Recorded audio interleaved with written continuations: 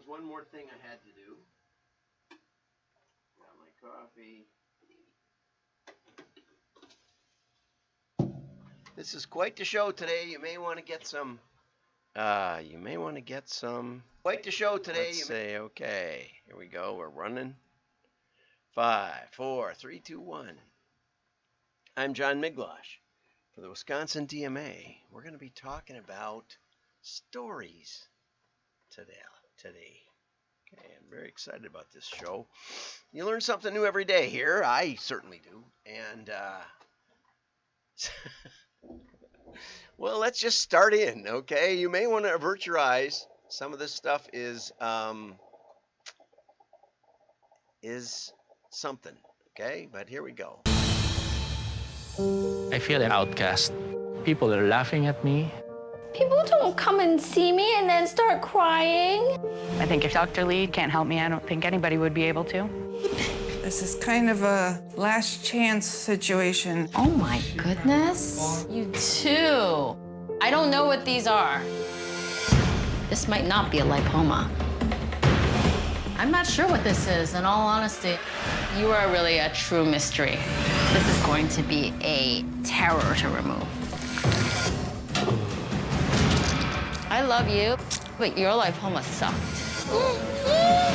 We're definitely gonna need splash screens. Whoa, come on. Oh my God. You not wanna do this? Well, that one was fun.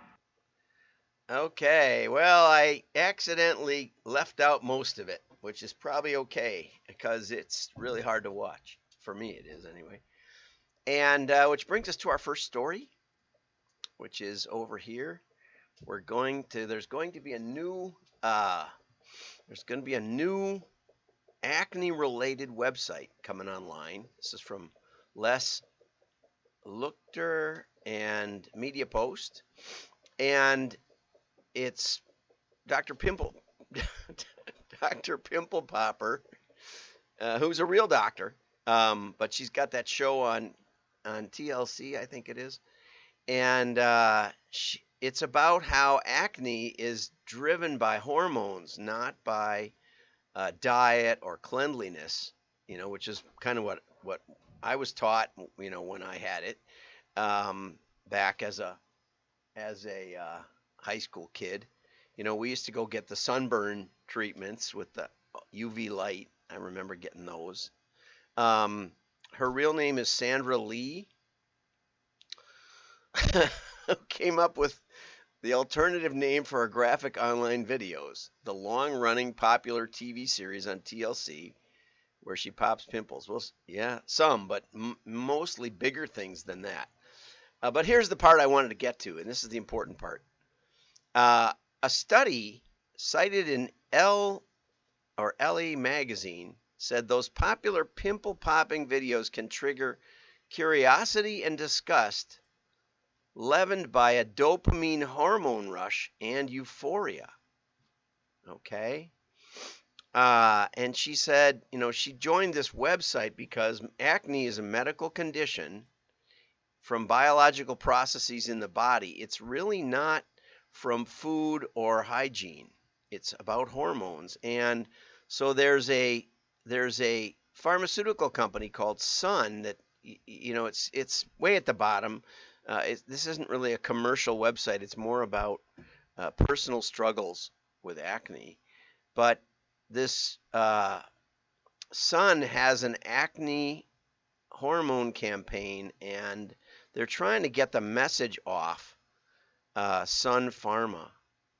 They have what they say. Andy Nelson, Pharma's Vice President of Sales and Marketing, says that they have the first hormone-related cream for acne. So if you know someone who has it, and according to them, 80% of people at some point in their lives will, so you probably do, you may want to mention it to them. Trying to help you out here. Okay. Also on the docket today is Horizon Media, which is the third largest ad agency media company in America. claims they have an AI tool now that works with 30 retail media networks, including Kroger, Amazon, and Walmart. Okay?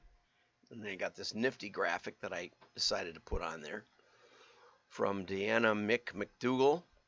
And Ryan Barwick is the author. So it's not exactly Chat GPT, but Horizon Media has debuted this AI tool.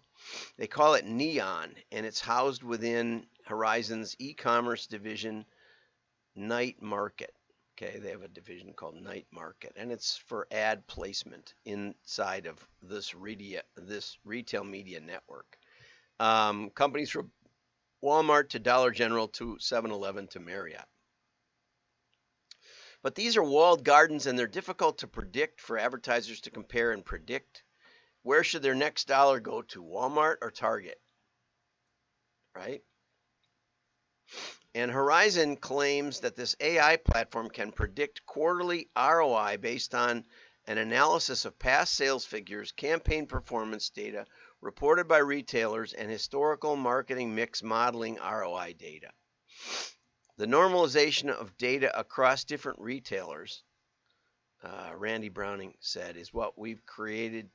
What we wanted to create was a universal retail, or create a universal view across these platforms. Took 2.5 years.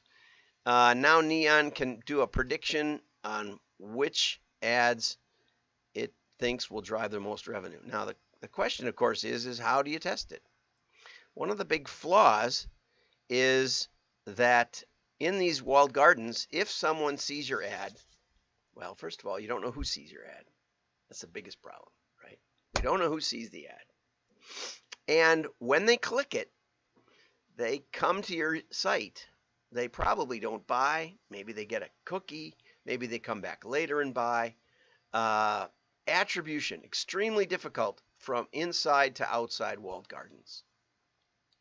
So they start with a premise that, well, we can look at what you've been doing for 2.5 years, and then we can project based on that. But we have that same problem. No matter how you're doing it, no matter how you've been doing it, you don't know who saw the ad, right? And you really don't know if they bought because you don't have any hard link to that browser. You can use fingerprinting, although in some states that's illegal. But the connection is tenuous at best. Okay, I actually had quite an exchange with Dr. Augustine Fu, and we had quite a nice conversation. I sent him this article, and he said that these AI programmatic buying systems maximize ad revenue for the advertising agency. He said that he definitely has proof that these do maximize the ad agency revenue, but the proof in that they're working, very, very difficult.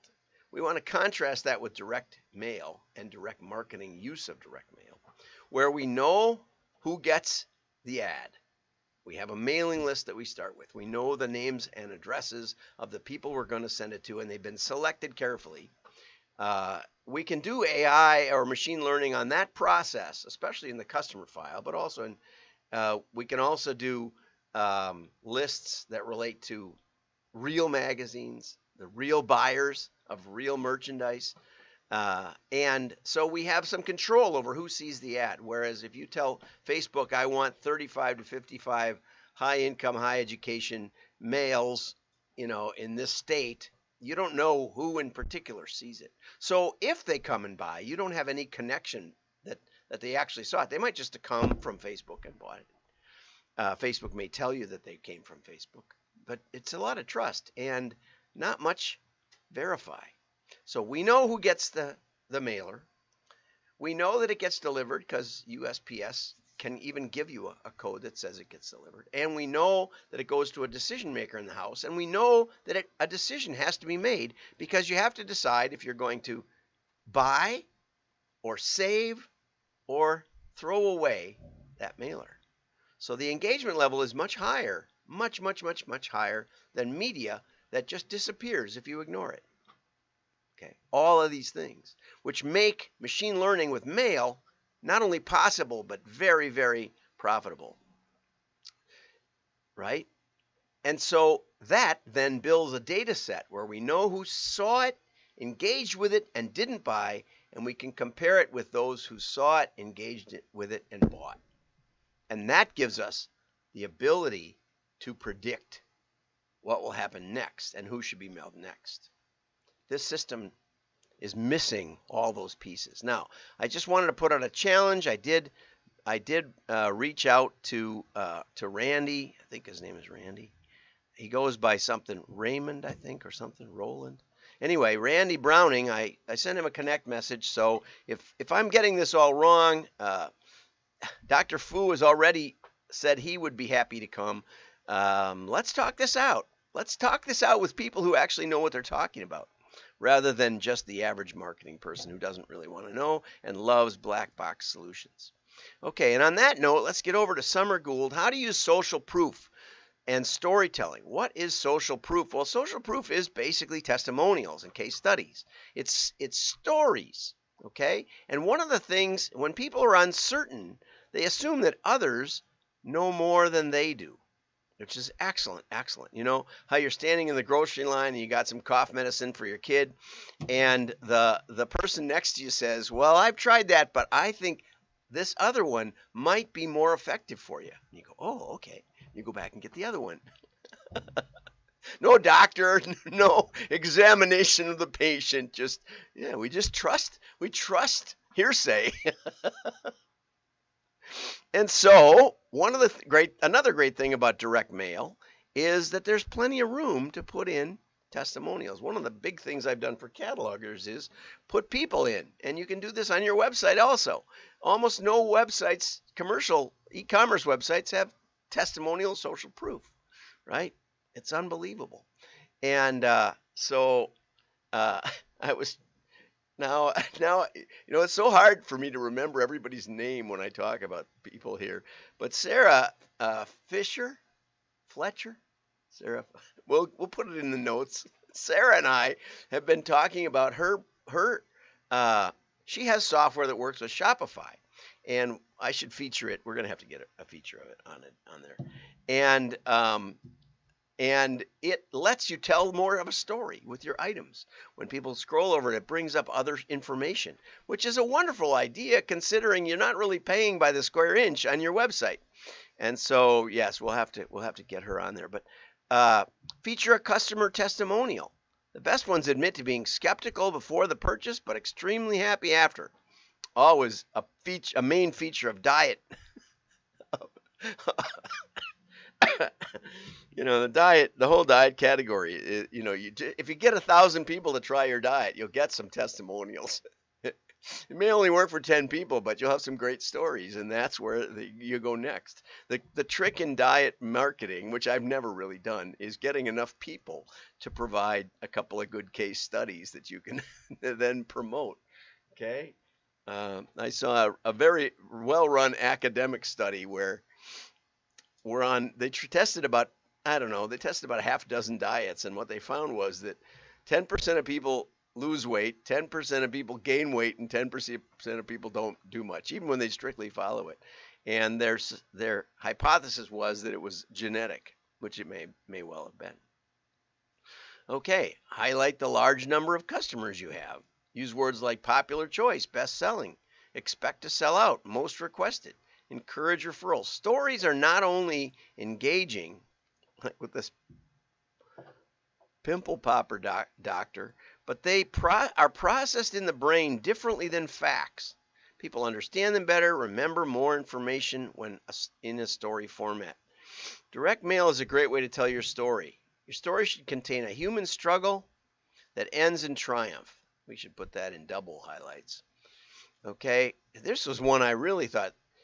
As your customers and prospects are engaged with emotions in your story, their brain is releasing dopamine and other hormones, which is exactly what they said about the Pimple Popper TV show. It releases endorphins and dopamine that provide pleasure, focus attention, and promote trust. That is why stories work so well. Did you know that a fact wrapped in a story is 22 times more memorable? No, I didn't know that. Now, how do I remember that story? I mean, that's fact. I have to put it in a story. Okay. So start by grabbing attention. We did that today, right? Boy, luckily I didn't show all of it. Choose a subject that's interesting and compelling. Well, 80% of people suffer from acne at some point in their life. Be relatable and build connections. Choose nouns and verbs that are powerful. Write in active voice. That was a problem for me when I got out of academics. There are many story options for direct mail. Here are a few suggestions. A story to broach a difficult or delicate topic, like we had this morning. A story about the origin of your company. I just wrote someone who asked me, how did I get into direct marketing this week? A story about corporate responsibility. A story about, I told one last week, about how we gave up East Bay because they cheated, but we didn't win. A story about the use of your product or service. A customer hero story where they use your product or service. A differentiator story to beat the competition. We have all kinds of, if you like this show, you'll hear a lot of stories. As you can see, social proof and storytelling are powerful motivators of direct mail response. And here is one of the most famous ads that ran forever and ever, like 70 years. They laughed when I sat down at the piano, but when I started to play, and that was by Claude Hopkins when he was just getting started as a copywriter. And that story is in Scientific Advertising, and it's available at scientificadvertising.com. I get nothing from that. I just want you to, everybody who writes any copy should read it. There's Summer Gould. And I also wanted to announce that that WDMA is working now much more with the National Mail Order Association, which has been kind of dormant for a while, and WDMA had been dormant for a while. And so I'm now a moderator on the LinkedIn group. So you may want to move over to you may want to go over to the LinkedIn group. There's a WDMA group, and there's also a National Association of Mail Order, National Mail Order Association. Might have to get it right. And I'll be moderating that, and we'll put up some content, and we will, when we have the wide open Zoom calls, we'll make sure to post it there. So have a great day. Like and share. Your friends